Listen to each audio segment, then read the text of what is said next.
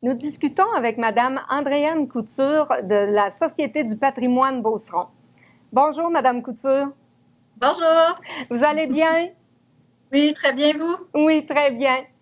La Société du patrimoine Beauceron, expliquez-nous qu'est-ce que c'est? Dans le fond, on est un organisme qui existe depuis 1976, puis on porte trois chapeaux, dans le fond. On est un centre d'archives privé, on est une société d'histoire, puis on est un centre de généalogie.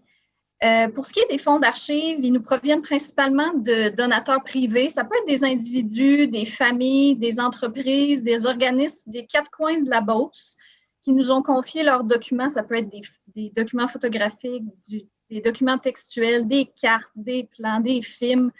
Euh, puis, c'est possible pour les chercheurs de venir dans nos locaux pour consulter ces documents-là. Puis on a tous les équipements nécessaires pour qu'ils puissent en faire des copies pour leurs recherches.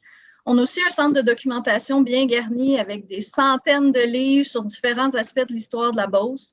On a des documents généalogiques pour que les gens puissent retracer la lignée de plusieurs familles qui ont habité en Beauce, puis parfois qui habitent encore en Beauce. Okay. On a des journaux locaux.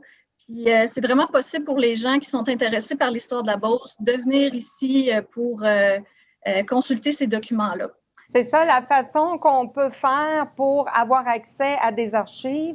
On se présente chez vous, on a besoin d'un rendez-vous. Comment ça fonctionne, ça? Mais là, présentement, depuis le 1er octobre, on est malheureusement fermé au public en raison des mesures sanitaires, mais notre équipe est toujours au poste.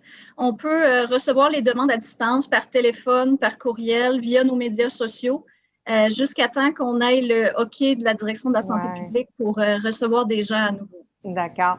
Alors, mais en temps normal, là, quand c'est pas en zone rouge, là, on se présente simplement à la Société du patrimoine Beauceron? Généralement, on a plusieurs plages horaires sans rendez-vous que les gens peuvent venir. On est ouvert du lundi au vendredi en journée. Avant qu'on tombe en zone rouge, on était sur rendez-vous seulement. Moi, je pense que quand ça va se régulariser un peu, on va avoir une phase sur rendez-vous avant de pouvoir reprendre le sans rendez-vous. Mais à temps normal, les gens peuvent se présenter ici là, sans problème. Puis répétez-nous donc à quel endroit vous êtes situé?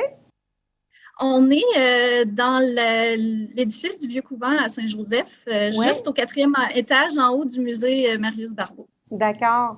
Alors, on peut aller au musée et ensuite se rendre chez vous. C'est ça, exactement.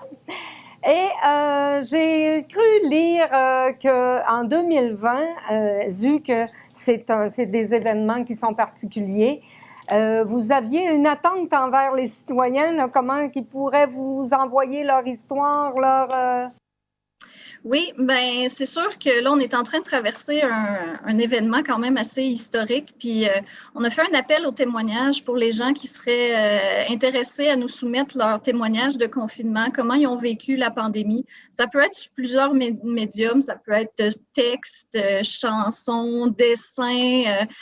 Puis, on veut vraiment créer une collection pour la pandémie, pour pouvoir préserver la perspective beauceronne de cet événement-là. Là. Oui, parce qu'évidemment, ça va passer à l'histoire cette année-là. Espérons que ça va être seulement l'année 2020. Espérons que ça ne s'échelonnera pas sur plusieurs années. Exactement. Puis on veut que la perspective beauceronne soit représentée dans la façon dont on va étudier cet événement-là dans le futur. Oui, effectivement.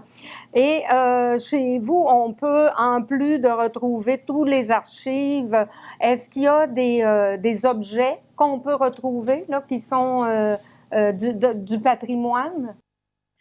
Nous, notre mandat, c'est plus les documents. On a quelques objets, mais nous, notre mandat, nous, c'est vraiment plus les documents, les photos, les documents textuels. Je pense qu'on fait un partenariat un peu naturel avec le musée Marius Barbeau, qui est juste en dessous de nous, qui, eux, sont plus préservent un peu plus les objets. Mais ça fait une belle complémentarité pour une petite visite au musée puis aux archives par la suite. Absolument.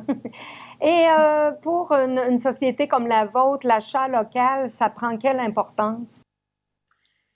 Moi, personnellement, dans mon travail, j'ai vraiment l'occasion de voir que le sentiment d'entraide puis la fierté régionale, ça fait partie de l'ADN de la Beauce depuis les tout débuts. Puis je pense que l'achat local, c'est vraiment une belle façon de perpétuer ces belles valeurs-là. Puis c'est accessible à tout le monde. Puis personnellement, je trouve qu'au même titre que voter aux élections, ce qu'on fait avec notre portefeuille, ça a vraiment un beau reflet de qu'est-ce qu'on veut comme priorité en tant que membre de la communauté.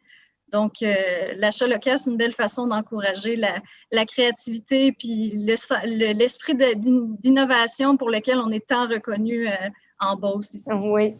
Alors, on vous remercie ce matin pour nous avoir accordé ce temps ce matin, Madame Couture. Et, ça nous fait bien plaisir. Dès que le déconfinement revient, bien, ça va nous faire plaisir d'aller vous visiter et découvrir les belles archives que vous avez chez vous. Je vous remercie beaucoup. Passez une belle journée. Vous aussi, au revoir. Au revoir.